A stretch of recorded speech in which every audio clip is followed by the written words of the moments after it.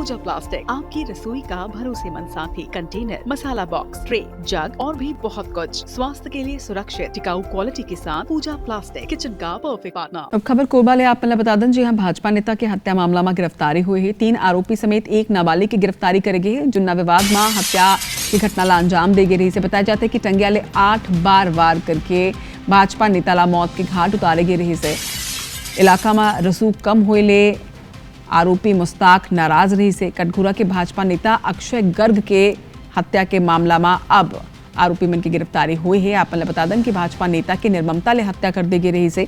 मामला में अब 3 आरोपी समेत एक नाबालिग की गिरफ्तारी हुई है। बताया जाता है कि जुन्ना विवाद रही से आरोपी मन के और नेता के बीच में टंगियाले 8 बार वार करके भाजपा नेता ला मौत के घाट उतारे गए रही से। इलाका में रसूख कम हुए के लले के पूरा विवाद उपजे रही से।